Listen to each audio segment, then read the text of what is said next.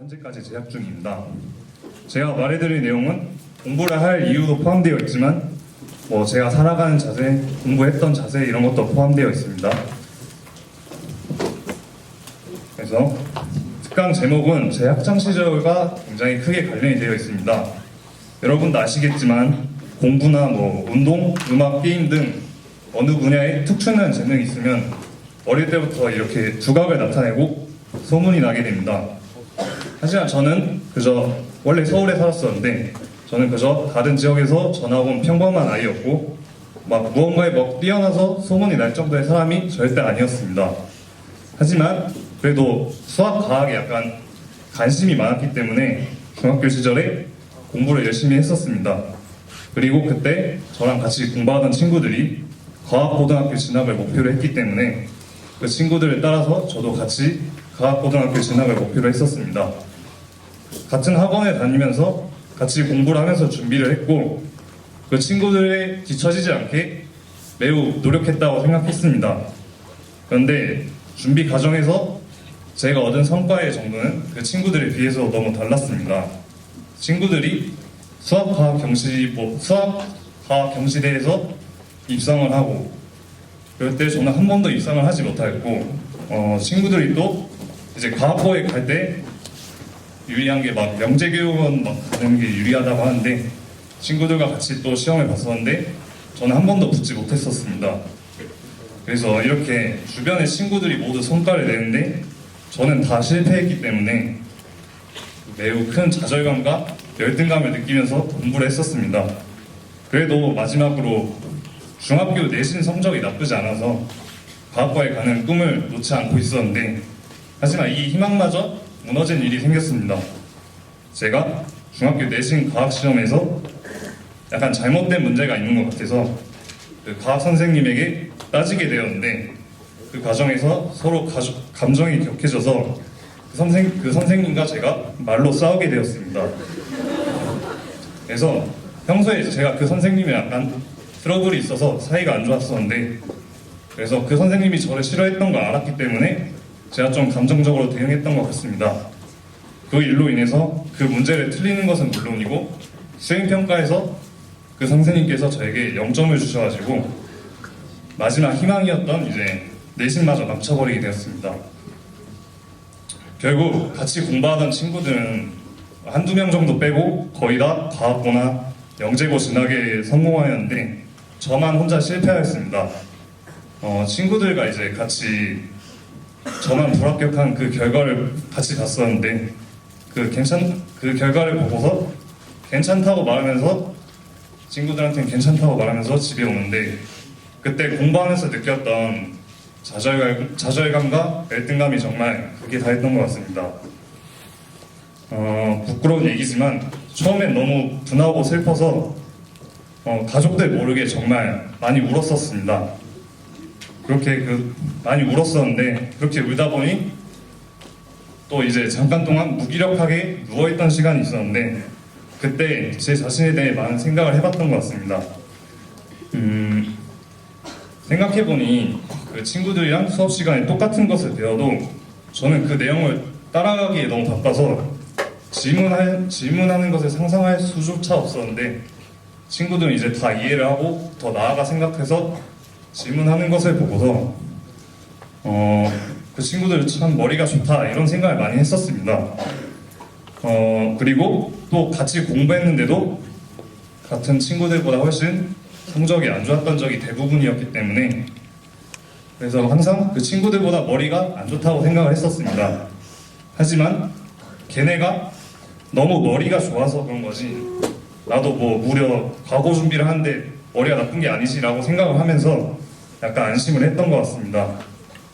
하지만 그렇게 누워서 생각을 해보니 저는 어릴 때부터 무슨 특별한 재능이 있어서 했던 사람도 아니고 그저 평범하게 지냈었습니다.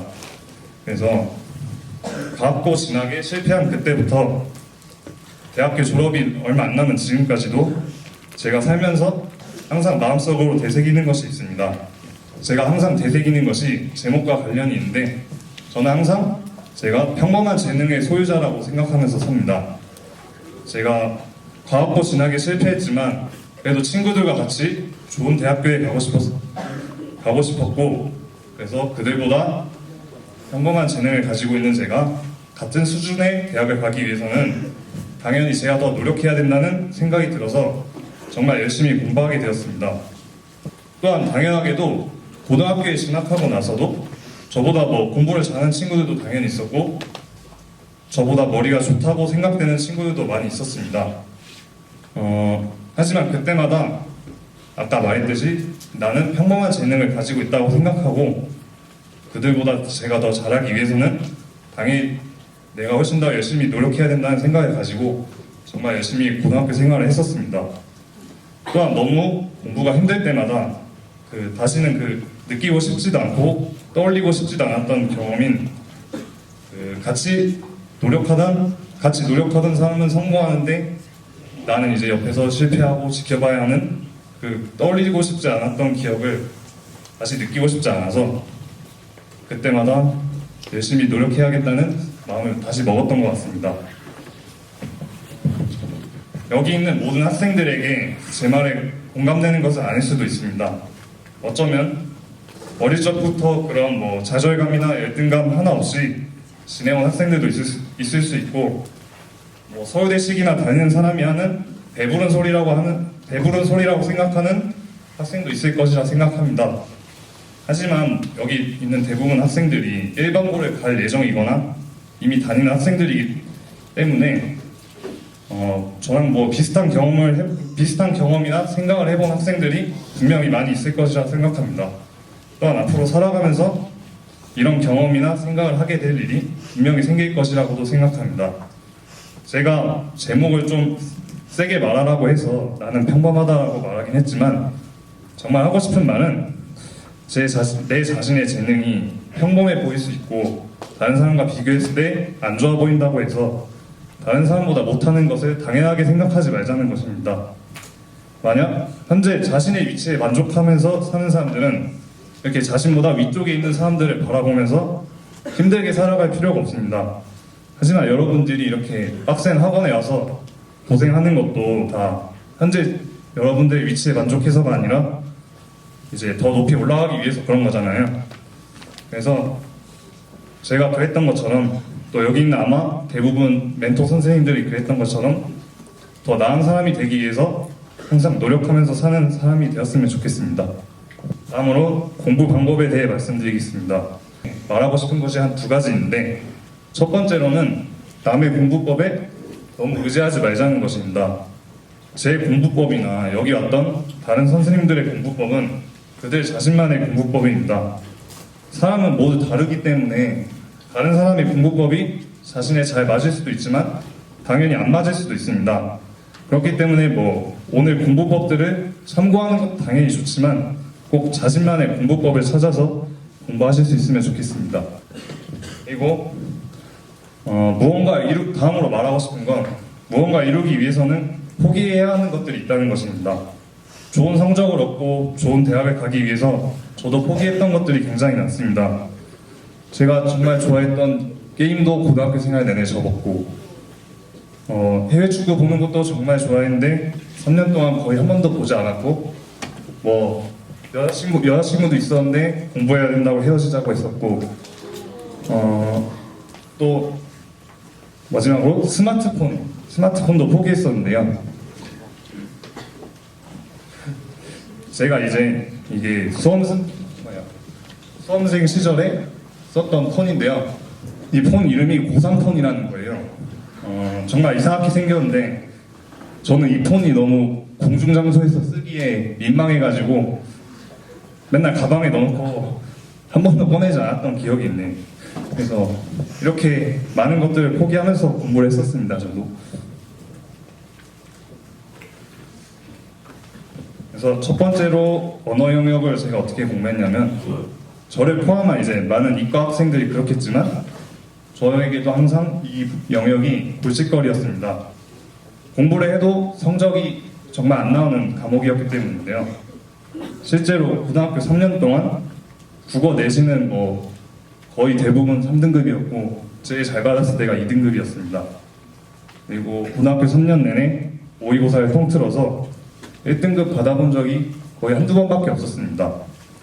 그래서 저도 이제 잘 안 내니까 잘 해보기 위해서 유명하다는 학원도 가보고 인강도 들어보고 이것저것 문제집을 풀어보기도 했는데요. 그래도 성적이 잘 나오지 않아서 고민하던 차에 저랑 비슷한 선배가 있어서 조언을 좀 들었었는데, 그 선배가 모든 고등학교 언어 영역의 모든 기출을 거의 네다섯 번씩 반복하면서 풀어봤더니 성적이 올랐다고 하였습니다. 그래서 저도 그때부터 수능 3월, 6월, 9월 모의고사 등 평가원에서 낸 모든 기출을 풀어보기로 결심했습니다. 그래서 이제 고2가 끝나고 겨울방학이 되면서 목표를 세웠던 게 하루에 한 개의 언어 영역 기출을 무조건 시간에 맞춰서 풀기로 했었습니다. 처음 고3 모의고사들은 처음 그동안 봤던 고1, 2 모의고사들보다 훨씬 어려웠기 때문에 시간 내에 못 풀었던 적도 많았고, 정말 처음엔 정말 많이 틀렸습니다. 또한 그렇게 많이 틀리고 또 오답해서 두세 번째 반복해서 풀 때도 똑같은 문제 또 틀리고 맞았던 문제를 틀릴 때도 많았습니다. 그렇게 많은 어려움을 겪었지만 성적이 올랐다는 것을 믿고서 계속 포기하지 않았고, 계속 저도 거의 모든 모의고사랑 수능을 4-5번씩 풀어봤습니다. 그랬더니 어느 순간부터 문제를 푸는 시간도 빨라지고 실수도 줄어드는 등 제 실력이 증가했다는 것을 체감할 수 있게 되었습니다. 결국에는 수능을 봤는데 수능에서 받은 언어 영역 성적이 그동안 봤던 언어 영역 성적 중에서 가장 좋은 성적을 받게 되었습니다. 그래서 이 공부법은 약간 수능을 앞둔 학생들에게 추천하고 싶고, 내신 같은 경우는 저도 정말 못했기 때문에 잘 나온 다른 멘토들에게 추천받을 수 있으면 좋겠습니다. 그리고 두 번째 수학인데, 저는 약간 학년에 따라서 수학 공부법이 좀 달라야 된다고 생각합니다. 중학교 시절이나 고1, 2 시절은 문제를 빠르게 푸는 능력보다는 수학 실력을 늘려야 된다고 생각합니다. 제가 생각할 때 수학 실력이 가장 많이 느는 때는 혼자서 문제를 풀어낼 때라고 생각합니다. 어려운 문제를 마주치면 아마 많이 생각하지 않고 답지를 보는 학생들이 많이 있을 겁니다. 하지만 제가 약간 승부욕이 강한 것도 있겠지만, 저는 중학교 때나 고1, 2 시절에 한 문제가 안 풀리면 거의 몇 시간씩 고민한 적이 정말 많았습니다. 혼자서 몇 시간씩 이제 한 문제 풀어보다 보면은, 그래서 그 문제를 풀어내면은 그 문제는 절대 잊혀지지 않고, 그 문제를 풀면서 뭔가 여러 자신이 알고 있는 모든 지식을 동원해서 풀기 때문에 그런 경험들이 쌓여가면서 수학 실력이 많이 향상되었다고 생각합니다. 하지만 이제 고3이 되어서 수능 준비를 할 때는, 수능은 또 이제 시간 싸움이기 때문에 수능을 앞둔 학생들은 시간에 맞춰 푸는 훈련이 필요하다고 생각합니다. 수능 수학 문제 하면 가장 어려운 문제가 29번, 30번이기 때문에 이 두 문제를 풀기 위해서는 충분한 시간이 필요합니다. 그러기 위해서 앞에 문제들을 빠르게 풀어내야 하는데요. 그래서 수학이 아마 90분인가 100분인가 그럴 텐데, 시간이 제가 정말 많이 연습했던 게 1번에서 28번까지 30분 내에 문제를 다 푸는 것이었습니다. 당연히 저도 처음 풀 때는 30분 만에 푼 게 아니라 40분, 50분 넘게 걸렸었는데, 저도 굉장히 많이 풀어보다 보니까 또 30분 내외로 푸는 게 가능해지더라고요. 또한 마지막 이제 두 문제 같은 어려운 문제는 어려운 문제를 끝까지 풀어봤던 경험이 푸는데 큰 도움이 되었던 것 같습니다. 세 번째로는 영어 영역인데, 이제 수능 영어에서 제일 중요한 것은 이제 교재하고 단어라고 생각합니다. 영어 영역 상당 부분이 EBS 교재에서 연계되므로 교재를 공부하는 것이 무척 중요하다고 생각해서 EBS 교재 공부를 무척 열심히 했습니다. 교재에 있는 문제를 몇 번씩 풀어보고, 막 인강 같은 데서 교재에 있는 문제들을 변형해서 내는 선생님들이 있는데 그런 문제집들을 또 사서 또 이용해가지고 많은 문제들을 풀어봤습니다. 또한 문제를 푸는데 단어를 모르면 막히기 때문에 당연히 저도 몰랐던 단어나 새로운 단어를 틈틈이 많이 외웠던 기억이 있습니다. 마지막으로 과학탐구 영역인데 저는 수능 때 이제 서울대 가고 싶어서 2 과목을 선택을 했었는데 그래서 화학 1이랑 물리 2를 선택을 했었습니다. 저 때도 이제 제가 14년도에 수능을 봤는데 그때도 물리 2를 보는 사람이 정말 적었는데 지금은 더 적은 것 같더라고요. 그래서 여러분들이 아마 물리 2에는 크게 관심이 없을 거라고 생각해서 물리 2 얘기는 따로 하지 않겠고 화학 1 같은 경우에는 이제 개념은 그렇게 어렵지 않다고 생각합니다.